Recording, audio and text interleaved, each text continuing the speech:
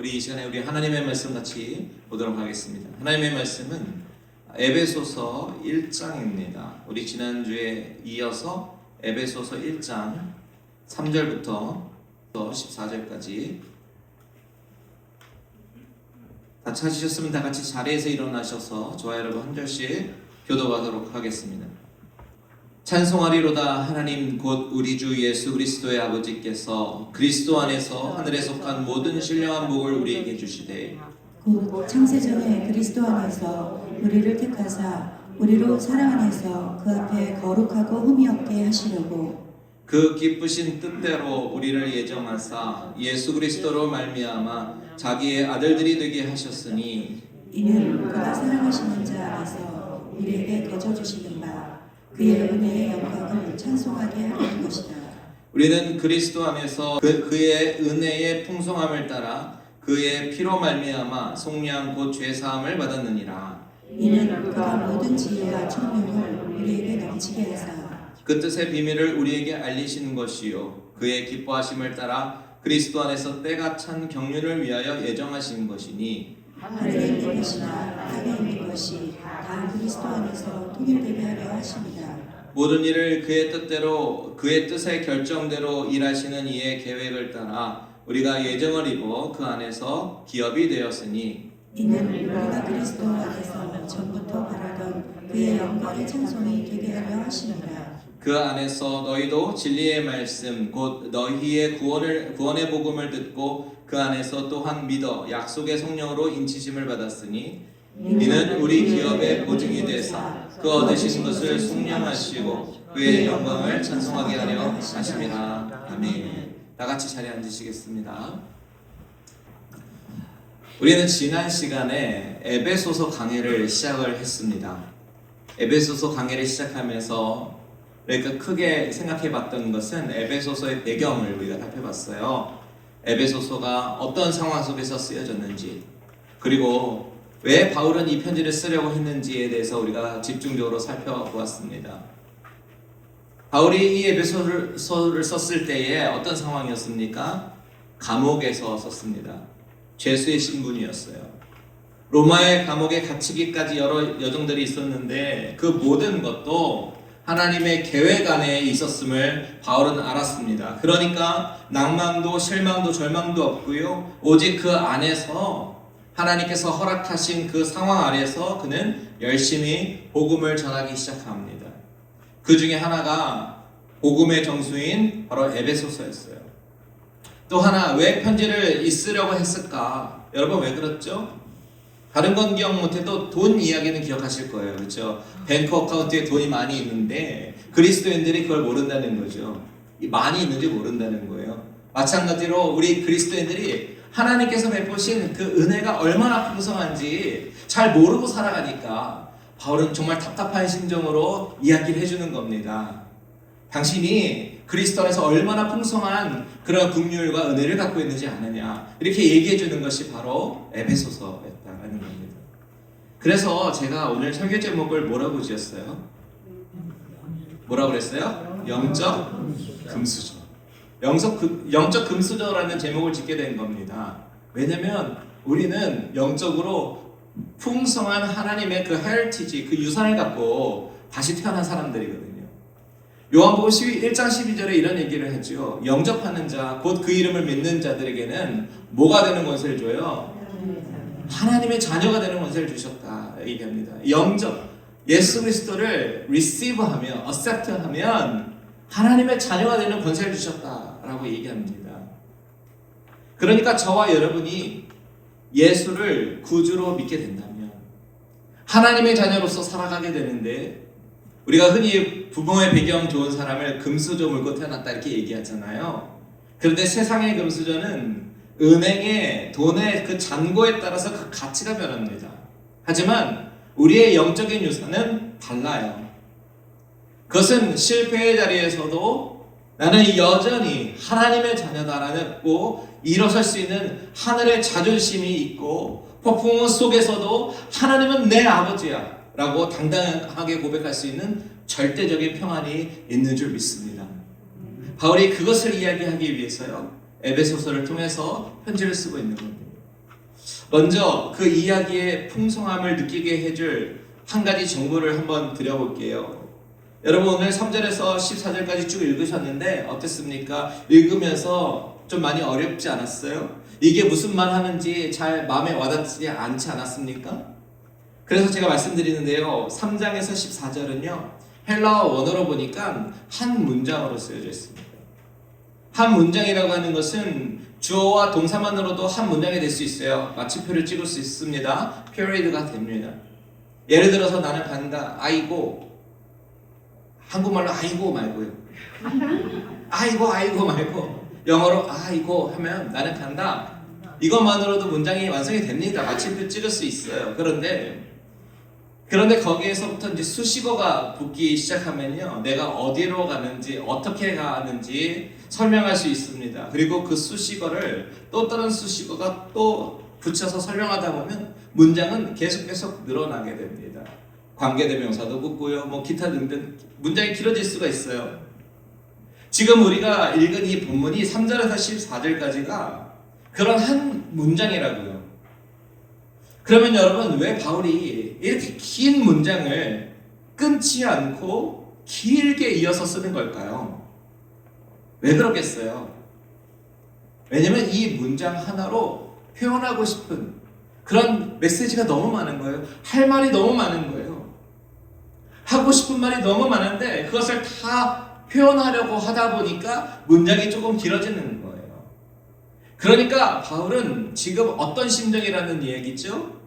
조금이라도 더 알려주고 싶고 간절한 마음으로 우리가 가진 영적인 이 헤리티지가 유산이 얼마나 풍성한지를 열정적으로 말하고 싶은 겁니다. 이것이 바울의 심정이에요. 여러분 제가 가끔 설교하다가요 목소리 톤이 조금 올라가기도 합니다. 그거는요 제가 이때 목소리를 높여야지 하고 준비하고 와가지고 그때 타이밍이 딱 높이는 것이 아닙니다. 계산하는 것이 아니에요. 저도 모르게요 너무나도 중요한 부분 여러분들이 꼭 알았으면 좋겠는 나의 간절함이 담기기 시작하면 목소리 톤이 올라갑니다. 한 번은요 예전에 어떤 분이 계셨냐면 본인은 이렇게 막 소리 지르는 설교가 좀 안 맞는다고 좀 조용조용하게 전달하는 설교가 더 맞다고 말씀하시더라고요. 그러면서 교회를 떠나셨어요. 저는 너무 미안해요. 그분께 너무 미안하고 속으로는 안타까우면서도 제가 말을 전하다 보면 그게 잘 안 되더라고요. 너무나도 중요한 부분을 여러분들께 정말 간절히 전하고 싶은데 그 간절함이 목소리의 톤과 분위기에 묻어 나오는 거예요.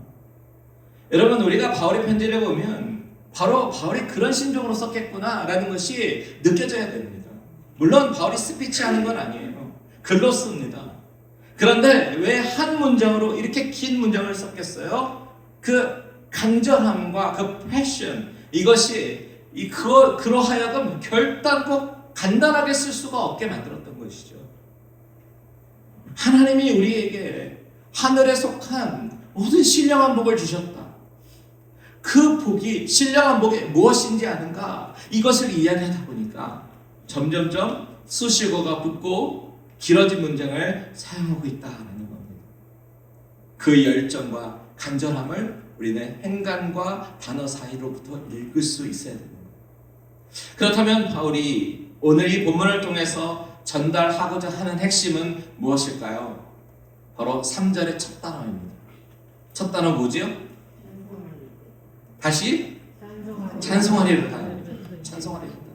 여러분 이게 이 긴 문장의 가장 핵심이에요. 그래서 우리 한글 문장의 시작은 찬송하리로다 라고 시작하고는 중간중간에 계속해서 찬송, 마지막에도 찬송으로 끝이 나는 거죠. 바울은 지금 하고 싶은 이야기가 Praise the Lord, 찬양을 선포하고 있는 겁니다. 이게 바울이 하고 싶은 핵심이에요. 그렇다면 여러분 좀 이상하지 않나요? 지금 바울은 어떤 상황이에요? 어디에 있는 겁니까? 감옥에 있잖아요. 만약 여러분이 지금 바울처럼 감옥에 있다면 무슨 이유에서든지 감옥에 있다면 그리고 사랑하는 사람들에게 편지를 쓴다면 첫 마디를 뭐라고 쓰시겠습니까? 편지를 쓴다면 보고 싶다고 하지 않을까요? 사랑한다고 하지 않을까요?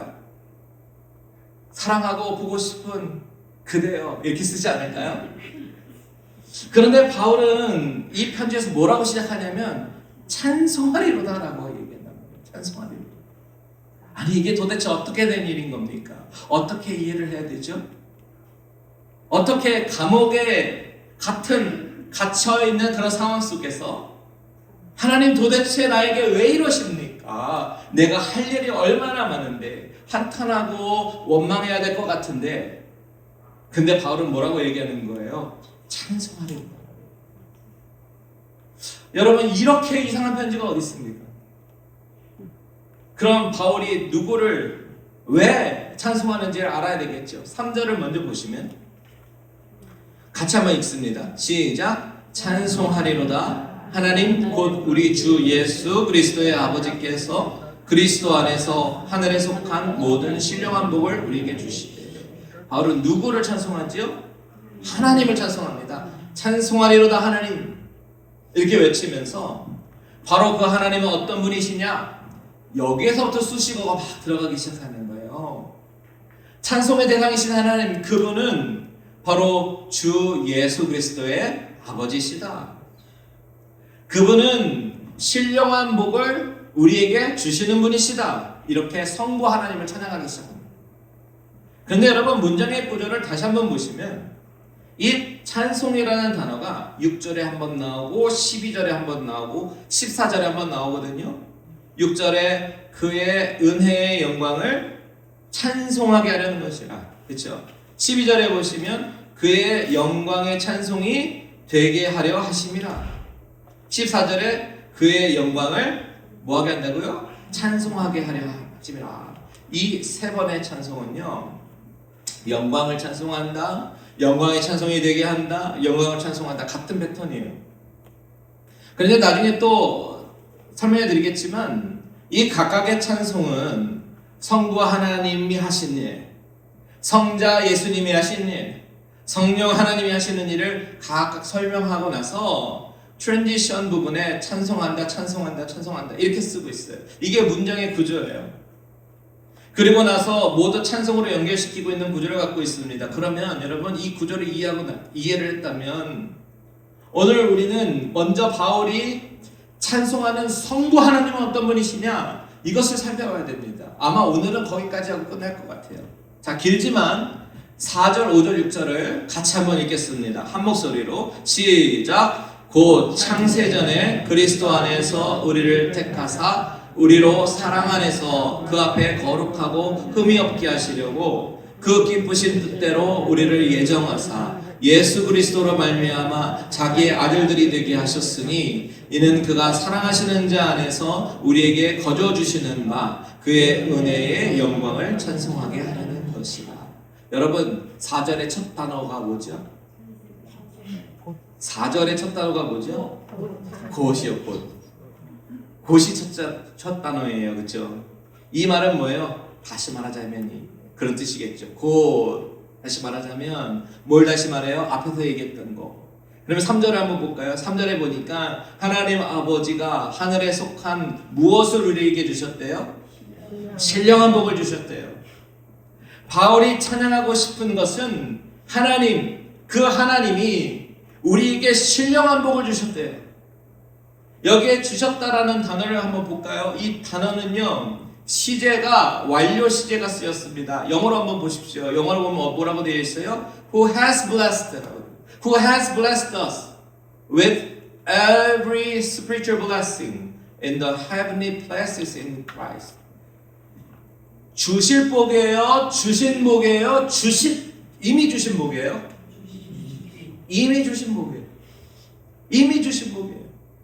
그 이미 주신 그 신령한 복, every spiritual blessing, 이것이 바로 뭐냐? 4절에 곧이라고 연결하면서 설명하는 거예요. 곧 뭐예요? 첫 번째, 우리를 택하사. 누구를 택하셨어요? 우리를 택하셨어요. 여러분 여기서 우리는 아주 중요한 기독교 교리가 등장합니다.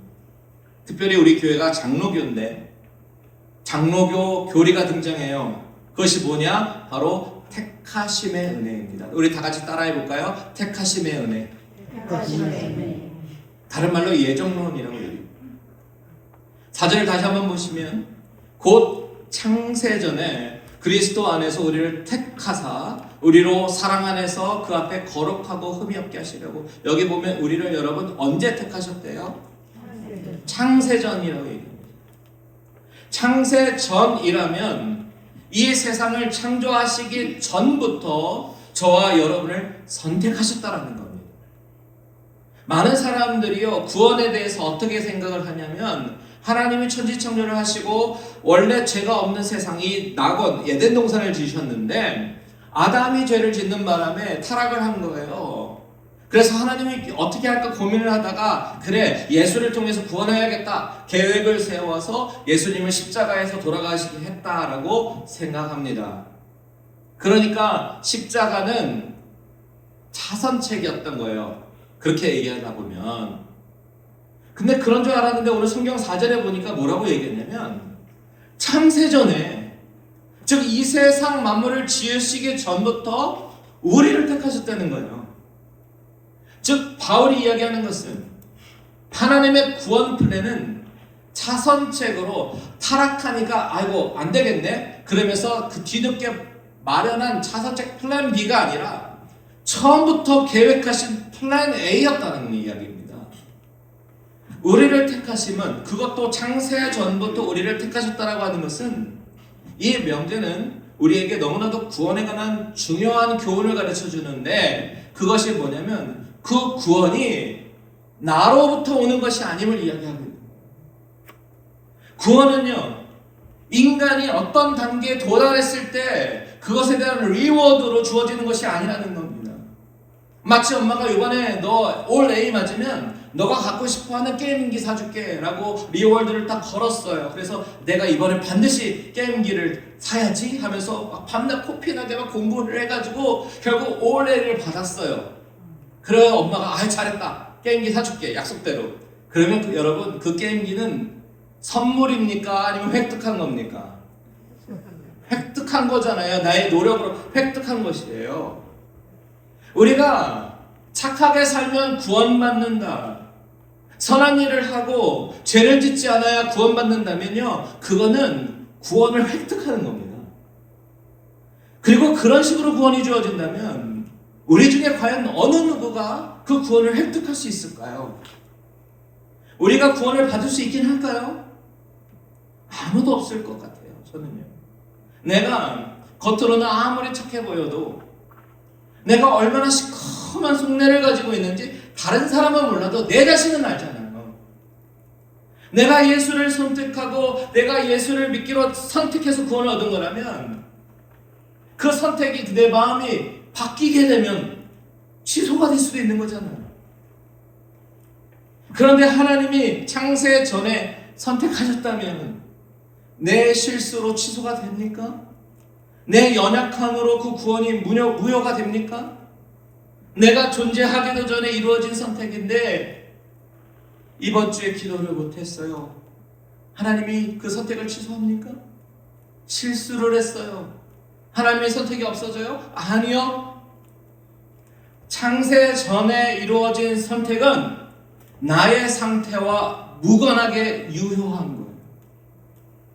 그런데 여기서 많은 사람들이 물어봅니다. 그럼 너무 불공평한 거 아니에요?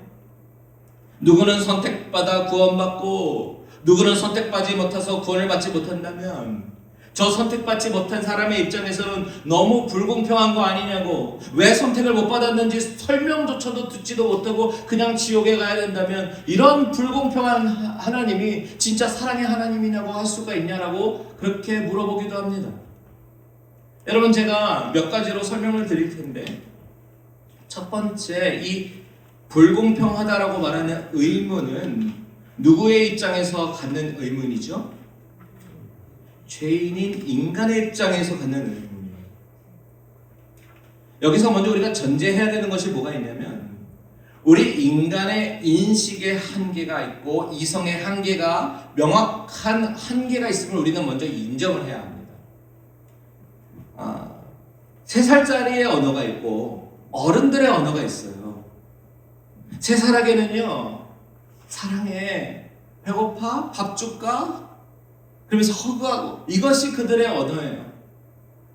그런 아이에게 지금 중동의 정세가 어떻고 지금 이코노믹 시츄에이션이 어떻고 이렇게 얘기하면 알아듣습니까? 못 알아들어요. 3살의 언어가 있고 어른의 언어가 있는 거예요. 다른 비유로 한 번 더 말해볼까요?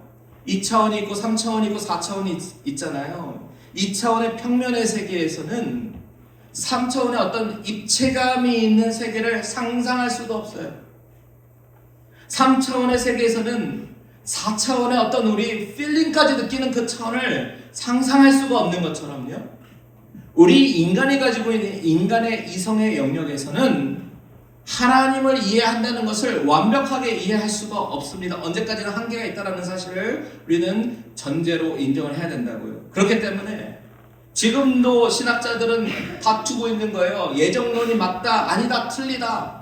서로 다투고, 그래서 디노미네이션, 교단이 달라지는 것이죠. 그래서 교단이 많은 거예요. 누가 맞을지 여러분 사실은 몰라요. 우리가 나중에 하나님 앞에 섰을 때 하나님 앞에 물어보면 가장 정확하겠죠. 그렇죠? 어떤 목사님이 그런 얘기를 하셨는데요. 우리가 이해하는 삼위일체의 교리가 지금은 그 어떤 설명도 정확하게 설명할 수 있는 방법이 없지만 마치 2차원에서 3차원으로 3차원에서 4차원으로 가면 차원이 달라지면 몰랐던 것이 이해가 되는 것처럼 우리에게는 언젠가 이것이 명확하게 깨달아지는 그 차원의 세계로 하나님이 인도하실 것이다 라고 설명하셔요. 저는 그 설명이 너무나도 마음에 와닿습니다. 지금은 고린도전서의 말씀처럼 13장 12절에 보시면 이렇게 얘기하죠. 거울로 보는 것 같이 희미해야 돼요. 여기서 말하는 청동거울입니다. 그때는 청동거울을 막 반질반질하게 닦으면 얼굴이 보이긴 보이는데 좀 희미하게 보여요. 그렇지만 나중에는 거울을 보는 것처럼 얼굴과 얼굴을 대하여 보는 것이요. 내가 부분적으로 하나 그때는 주께서 나를 아시는 것이 내가 온전히 아니라 그런 날이 명확하게 알 날이 온다는 겁니다. 그렇다면 그 가운데 도대체 장로교는 왜 예정론을 믿는 거야? 이런 의문이 들어요. 첫 번째는 성경에 그대로 있기 때문입니다. 오늘 본문 5절과 6절을 다시 한번 보겠습니다. 같이 있습니다. 시작. 그 기쁘신 뜻대로 우리를 예정하사 예수 그리스도로 말미암아 자기의 아들들이 되게 하셨으니 이는 그가 사랑하시는 자 안에서 우리에게 거저 주시는 바 그의 은혜의 영광을 찬송하게 하는 것입니다. 하나님이 우리를 예정하셨다. 그렇게 우리를 자녀로 삼으신 것은 그의 무슨 뜻이래요? 기뻐하시는 뜻이래요. 그렇다면 구원의 전적인 주권이 누구에게 있다는 거예요? 하나님에게 있다는 거죠. 그 주권자 하나님께서 당신의 기쁨과 뜻 때문에 우리를 선택하셨다. 우리가 잘나서가 아니라 우리가 착해서가 아니라 하나님이 사랑하셨기 때문입니다. 그래서 주님도 이런 얘기를 하셨습니다. 요한복음 6장 65절에 보면 또 이르시되 그러므로 전에 너에게 말하기를 내 아버지께서 오게 하여 주지 아니하시면 누구든지 내게 올 수 없다 하였노라 하시니라. 주권이 누구에게 있다는 거예요? 아버지는. 아버지 뜻이다. 즉 인간은요 하나님께 스스로 나아갈 능력이 없다. 하지만 하나님이 은혜로 오게 하신 자는요 예수님께 나아갈 수 있는 거예요. 여러분들이 지금 오늘 운전대를 잡고 이 예배당까지 오셨어요. 여러분의 의지로 온 것 같지만 사실 하나님께서 허락하시지 않으면 우리는 올 수 없다라는 이야기입니다. 전적인 은혜와 인도하십니다. 그렇다면 어떤 사람은 왜 선택을 받지 않아요? 로마서 9장 14절과 16절, 14절에서 16절 보겠습니다. 제가 읽을게요. 그런즉 우리가 무슨 말을 하리요? 하나님께 불의가 있느냐? 그럴 수 없느니라. 모세에게 이르시되 내가 긍휼히 여길 자를 긍휼히 여기고 불쌍히 여길 자를 불쌍히 여기리라 하셨으니 그런즉 원하는 자로 말미암음도 아니요 다른 박질하는 자로 말미암음도 아니요 오직 긍휼히 여기시는 하나님으로 말미암음이니라. 하나님께 불의가 있습니까? 없어요. 하나님은 불의하신 하나님이 아니라 불쌍히 여기시고 국민이 여기시는 하나님이시다라고 바울은 이야기하는 거예요. 근데 여기서 중요한 말이 나옵니다. 구원은 원하는 대로 말미암음이 아니라, 원한다고 되어지는 것이 아니고 다른 박질한다고 열심히 노력한다고 되어지는 것이 아니라는 겁니다. 왜요? 구원은 획득하는 것이 아니니까. 그러면 우리는 다 죽을 수밖에 없는 존재는 아니에요. 로마서 3장 23절 모든 사람이 죄를 범하였음에 하나님의 영광에 이르지 못하더니, 모든 사람이라고 얘기해요. 한 사람도 예외가 없이 다 죄가 있는데 그것 때문에 죽을 수밖에 없는 존재가 되었다라는 겁니다. 그런데 하나님께서 어떤 사람에게 은혜를 베푸셔서 구원하신다면 그것은 공평하지 않은 것이 아니라 놀라운 자비라는 거죠. 다시 말해서 선택받지 못한 사람은 불공평하게 버려진 것이 아니라 자신의 죄 때문에 정당한 심판을 받는 거예요. 반면에 선택받은 사람은 받을 자격이 없는데도 은혜로 구원받는 거죠. 즉, 이 예정론은 차가운 운명론이 아니라 오히려 하나님의 사랑과 은혜의 깊이를 보여주는 교리입니다. 이것을 우리 인간의 입장에서, 우리의 관점에서 이해하려고 하니까 불공평한 것처럼 보이죠. 그래서 바울은 다음 장 2장을 미리 보면 8절과 9절 이렇게 얘기합니다. 같이 한번 읽습니다. 시작. 너희는 그 은혜에 의하여 믿음으로 말미암아 구원을 받았으니 이것은 너희에게서 난 것이 아니요 하나님의 선물이라. 행위에서 난 것이 아니니 이는 누구든지 자랑하지 못하게. 아멘.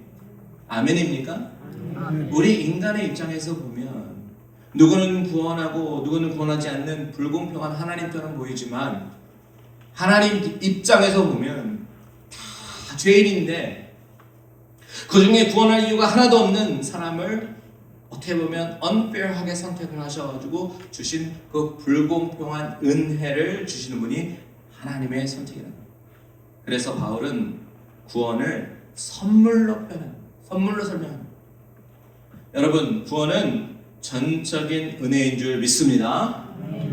이것을 은혜라는 단어 이외에는 달리 설명할 수가 없어요. 저와 여러분의 마음속에 예수님이 나의 구주로 믿어지신다면 그것이 여러분이 이 세상을 가질 수 있는 가장 큰 축복의 선물임을 믿으시기 바랍니다. 이게 바로 바울이 3절에서 말하고 있는 신령한 복이에요. 신령한 복. 하늘에 속한 모든 신령한 복. 이미 주어진 복이라는 거죠. 바울이요, 이 구원의 신비를 깨닫게 되니까 찬송하리로다라고 선언할 수밖에 없는 겁니다. 여러분, 저와 여러분도 늘 구원의 감격으로 찬송으로 나아가는 저와 여러분들 되시기를 주님의 이름으로 축원드립니다. 자, 두 번째, 이 풍성한 복을 바울은 또 어떻게 설명하느냐. 5절과 6절 다시 한번 읽어볼게요. 그 기쁘신 뜻대로 우리를 예정하사 예수 그리스도로 말미암아 자기의 아들들이 되게 하셨으니 이는 그가 사랑하시는 자 안에서 우리에게 거저주시는 바 그의 은혜의 영광을 찬송하게 하려는 것이라. 여러분, 이 구절에서 아들들이 되게 하셨다, 이 부분에 밑줄을 한번 그어보세요. 아들들이 되게 하셨다. 여기에 아들들이 되게 하셨다라고 번역한 이 헬라어 단어를 보니까 휘오테시아라는 단어가 쓰였어요. 근데 이 단어가 언제 사용되는 단어냐면 로마 사회에서 법적 입양 절차를 가리키는 전문 용어입니다. 바울은 하나님이 죄인을 자녀 삼으신 것을 로마의 문화에서 로마의 입양 그 컨셉으로 설명하고 있는 거예요. 그렇다면 당시 로마 사회에서 이 양자 제도가 어땠는지를 우리가 살펴봐야 되겠죠. 당시에 로마에서 양자는요, 아무나 삼는 게 아닙니다. 제사를 물려줄 혈통이 없을 때에 아주 오랫동안 관계를 지켜보면서 자격 있는 사람을 선택해서 양자로 삼는 거예요. 당시 로마 사회에서 아버지의 위치는 지금 문화의 우리의 그 컨셉과는 많이 달라요. 우리의 시각이 아닌 당시 문화의 시각으로 바라보게 되면요, 당시 아버지의 파워는 거의 무제한급이었습니다. 어느 정도였냐면 아버지는 갓 태어난 아이를 살릴 것인지 죽일 것인지를 결정할 수 있는 권한이 있었어요. 자녀를 노예로 팔 것인지 안 팔 것인지 그 권한도 가졌고, 자녀를 원하는 대로 체벌하거나 노동시킬 수도 있었습니다. 극단적인 경우에는 죽음에 처하게도 할 수 있었대요. 우리의 시각으로 보면 정말 이해가 되지 않고 이건 무슨 어뷰즈 아니야? 이렇게 막 화가 나는 심정으로 생각이 될 수 있겠지만, different culture니까 당시의 문화를 우리가 이해를 하면요, 당시에는 너무나도 가부장적인 사회였구나, 이 사실을 우리가 알 수가 있는 거예요. 그 가운데 누구를 입양해서 아들이 되게 한다? 이것은요, 많은 의미가 있어요. 주로 가문의 대를 잇는다든지 재산을 상속하기 위한 목적으로 하게 되는데, 그 복잡한 절차를 완료하게 되면요, 그때부터는 이전 가족하고는 완전히 끝이 나요. 그리고 새 가족의 일원으로 전혀 다른 신분이 됩니다. 이전에 어떤 빚이 얼마나 많았든지 상관없어요. 아버지가 다 갚아줍니다. 더 이상 옛날 사람이 아닌 새 사람의 신분으로 바뀌는 거예요. 그때부터는 아버지의 모든 재산이 다 아들에게 상속될 권리를 가지고 있습니다. 그 문화적 컨셉으로 바울은 지금 이야기하고 있는 거예요. 하나님이 인간을 죄인의 신분에서 하나님의 아들의 신분으로 완전히 바꿔주시고 이제는 하나님의 상속자가 됐다. 그렇다면 아버지의 모든 것이 누구의 것이에요? 아들의 것이에요. 그 양자로 삼으신 과정이 바로 예수 그리스도의 피값이에요. 법정선언을 하기 위해서. 5절 보십시오. 누구로 말미암아? 예수 그리스도로. 이 논리가 너무 이상합니다. 왜 그렇게까지 하셨을까? 왜 그러셨을까? 5절에 이렇게 얘기하는 거예요. 그 기쁘신 뜻이래요. 그 기쁘신 뜻. 하나님이 이 뜻을 세워나갈 때 너무나도 기쁘셨다는 거예요. 여러분, 결혼할 때 남녀가 만나는 거 보면 제3자가 봤을 때 그 커플 보면 잘 어울리지 않는 커플들이 있습니다. 그렇죠? 왜 TV 프로그램에서 데이트하는 그런 프로그램들 보면요, 우리 시청자 입장에서 남자가 아깝네, 여자가 아깝네, 뭐 이렇게 생각할 수가 있어요. 근데 사랑에 빠진 당사자들은 어떻습니까? 여러분들은 어떠셨어요? 도대체 뭐가 좋아? 라고 물어보면 그냥 좋아요, 이렇게 대답하잖아요. 그 한마디의 모든 논리는 다 종교예요. 그냥 좋아. 이게 진짜 사랑의 본질 아닐까요? 하나님이 우리를 양자 사하신 것도 마찬가지입니다. 우리가 자격이 있어서가 아닙니다. 그냥 좋으셔서, 그냥 사랑하셔서 삼으신 거예요. 여러분, 차인표 신혜라 씨가 자녀를 입양한 걸로 유명하잖아요. 제가 찾아보니까 이 두 사람은 원래 결혼 전부터 아이는 한 명만 낳자, 그리고 나머지는 입양하자라고 서로 동의를 해서 결혼을 했대요. 그러다가 신혜라 씨가 2005년에 대한사회복지회에 봉사활동을 하다가 거기서 수많은 아기 중에서 생후 열일, 태어난 지 열흘 밖에 되지 않은 신생아를 봤는데, 그날 이후로 계속해서 그 아이가 눈에 밟히더래요. 밤마다 안아주고 싶었대요.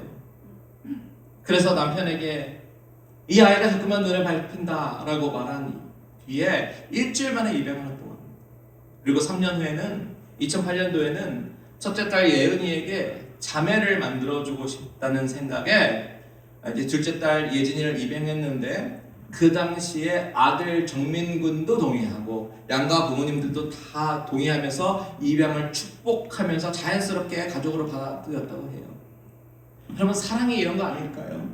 자꾸만 눈에 밟히고 자꾸만 안아주고 싶고, 하나님 아버지가 저와 여러분을 이렇게 사랑하셔서 자녀 삼아주십니다.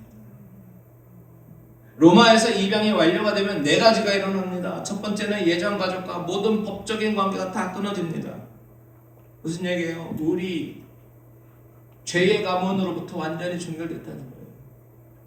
두 번째, 새 아버지가 이름을 새롭게 지어주고 아버지의 성을 떠나갔죠. 이것도 우리는 이제 하나님의 자녀라는 이름을 받았다는 거죠. 세 번째, 완전한 상속자가 됩니다. 그리고 네 번째, 이 입양은 돌이킬 수가 없어요. 되돌릴 수가 없어요. 예전에 미얀마 단기 선교 간증할 때에 우리 죄송합니다. 백집사님이 그러셨죠. 선교사님 이야기. 둘째 아들이 아빠 내가 때로 아빠 실망시키고 속상하게 해서 죄송해요. 그런데 선교사님은 속으로 그렇게 이야기하는 아들이 너무나도 속상했다는 거잖아요. 아니야, 나는 너가 있는 것만으로도 너의 존재만으로도 행복해. 너가 실수해도 괜찮아. 너가 실수해도 너는 내가 나의 아들이라는 거 변하지 않아. 이 간증은 우리에게 놀라운 교훈을 주는 간증이에요. 여러분, 우리가 하나님의 자녀가 되었다면, 하나님이 선택하시고 자녀로 삼아 주셨다면, 그 이후에 우리가 연약해서 넘어져도 아들이 되었다는 사실은 변하지 않음을 믿으시기 바랍니다. 우리의 노력의 유무에 따라서 흔들리는 구원이 아니라 그 안전한 구원이 저와 여러분에게 주어졌음을 믿으시기 바랍니다. 바울이 찬송하는 이유가 바로 이거예요. 하나님이 태초부터 우리를 선택하시고 구원하시기로 예정하신 것을 찬송하리로다 흥분해서 그렇게 얘기합니다. 그리고